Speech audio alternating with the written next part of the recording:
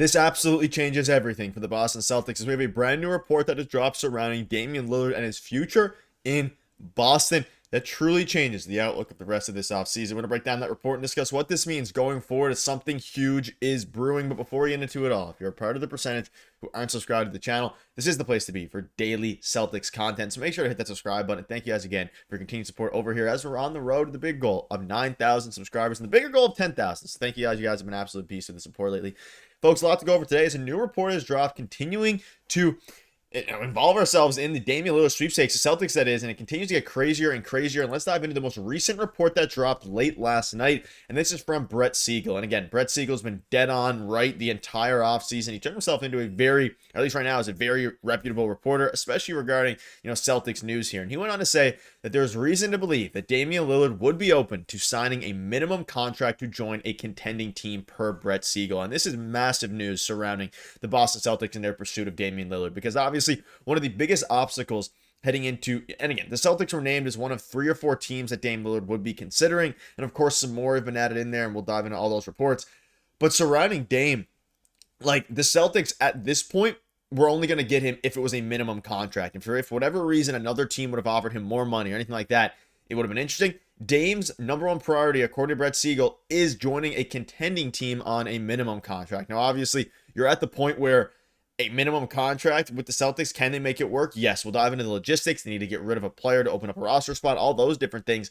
But I really, really like this idea because, again, we know there's been a bunch of different rumors and reports about mutual interest between the Celtics and Damian Lillard. I've been covering at the channel a lot. We have multiple reports about how the Celtics and Dame, specifically Dame and Jayson Tatum, have a relationship. They can rehab the Achilles together, all these different things. And it's all kind of come together with this report yesterday saying that there's reason to believe Dame would be open to signing a deal. Now, we know also from a week or two ago that, or a week ago, I guess, or earlier this week, rather, time's crazy right now, that Dame's top 3 destinations are the Boston Celtics, the Miami Heat, and the Golden State Warriors. Now, it's interesting because when we think about contending teams, the Celtics aren't, for Dame, we know what his definition of contending team would be. It would be when he's healthy, and there is no better team than the Boston Celtics to do that. Now, obviously, you have the Miami Heat. I don't think that's necessarily, I wouldn't even consider them a contending team, really. Like, they're trying to contend. They haven't contended for a while since Jimmy Butler left.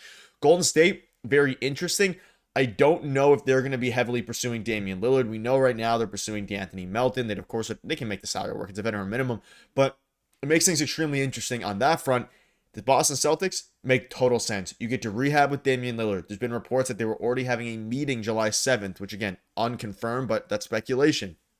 And then you, of course, have Scott Burgess, who take it with a massive grain of salt. He has like 1,000 followers on Twitter, but he's been keeping people up to date with what he's hearing surrounding the Celtics. And I know, again, this isn't a Brett Siegel, this isn't a Woj, this isn't former Woj, this isn't a Shams. But I did see some of you guys in the comment section saying that, Scott is trustworthy. But I'll let you guys make your decision based on that. This one's an unverified report, but he said, update, I'm told the Celtics and Dame had a very successful meeting on July 7th.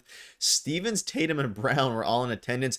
Lillard was very pleased, and all signs point to him signing in Boston. Now, again, this was a couple days ago, unverified. It blew up, as you can see there. 3,000 likes there and 8,000 views on the tweet. But this was, of course, before this report came out that he is open to signing a, minimum contract to join a contending team. So all signs are pointing to Boston at this point. And the more you look at it, again, the more it makes sense. You join Jayson Tatum, you can rehab together. You are then joining a team that absolutely is contending. They won the championship 2 years ago, or I guess the year before last year. It'll be 2 years ago at the time of, Dame actually playing. And of course, at that point, with the Celtics winning this prior season before last year, yes, their team is much different. You don't have Jrue Holiday, you don't have Kristaps Porziņģis, and that will absolutely make a big difference. But I have full faith in Brad Stevens to be able to construct this team to win another championship alongside Damian Lillard. And then if you have Dame, Jaylen Brown, Jayson Tatum, that would be a very, very scary lineup. And of course, assuming you keep Derrick White, you obviously, this season, this upcoming year, you have Anthony Simons. You're going to have, even though reports are swirling about him getting traded, Luka Garza as your starting center. Like, this is I don't think it's a rebuild year, and we have some comments from Brad Stevens to dive into later in the video. I don't think it's a rebuild year, but they're definitely retooling a little bit surrounding these guys. And we'll probably still see a trade with Anthony Simons, see a trade with Sam Hauser, but surrounding specifically, Damian Lillard, Makes all the sense in the world. Reports are starting to pick up, and it all culminated with a new report that he is willing to join a contending team on a minimum contract, which is something that was needed in order for the Celtics to be seriously considered, like all these reports are saying. So it's all lining up perfectly.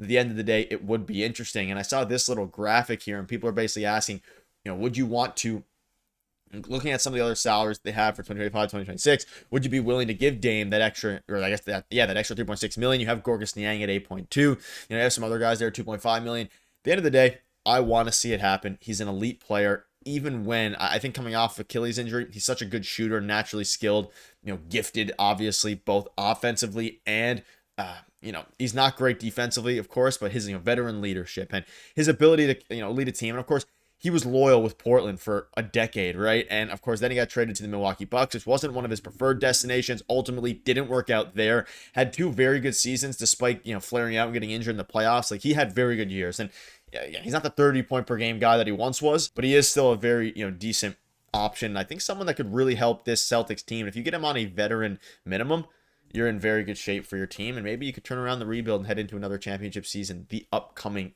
year after this season, when everyone, JT is healthy, Lillard's healthy, rehab together, have Lillard and Tatum on the bench. It would be very, very good vibes. Now, let's touch on a couple other things. And again, a report here from July 3rd, this was a week ago, saying the Celtics want to sign Damian Lillard sooner rather than later. So this was another headline that kind of broke the news cycle. They want to do it sooner. Now, again, they would have to get rid of somebody off of the 15-man and, of course, go ahead and, they need to make a move in order for this to happen, right? A subsequent move needs to happen in order to get Dame, because they can't just go ahead and sign him like right now, right? It's not the way that they can do it. They'd have to make another move, which would be very, very interesting. You have to waive a roster spot, because at the moment they have 15 players, as we all know. Or if you don't know, again, you need to waive someone. But let's dive into what Brad Stevens said recently. Now, I know Bruce covered it on the video yesterday a little bit, but I want to dive back into it because of how it kind of affects the Damian Lillard situation. Now, we know, obviously, they got rid of Jrue Holiday and Kristaps Porziņģis because of the second apron, and Brad Stevens made that very clear. He basically said yesterday, we got rid of him because of the second apron, and he said we've known for a long time that hard decisions were coming. The second apron is why those trades happened. I think that is pretty obvious, and the basketball penalties associated with those are real. So that was part of the thinking to make the decision to push our chips on the table and go for the last 2 years, which makes sense. And I want to bring this up because I think this is going to help them, with Damian Lillard. If he is a veteran minimum, that will help towards, the second apron and avoiding it, right? And avoiding the first apron, luxury tax, all these different things that they're hoping to do in the future. And we know now Bill has been pretty clear from the get-go that he wants to make sure we're prioritizing basketball assets and the ability to retool this thing at the highest level we can. And the most important acquisition that we're going to be able to make in the next couple of years is getting Tatum out of a walking boot. We're not beating that one, so that's going to be the best thing to happen for us. Of course, you bring in Damian Lillard. He can, of course, help with that. They can do it together. Tatum is moving really fast. Everybody is getting going, and this team, I'm excited to see what happens going forward. But that'll wrap it up. Let me know down below what your thoughts are, folks. Thank you guys for watching. You guys are beasts. Cheers.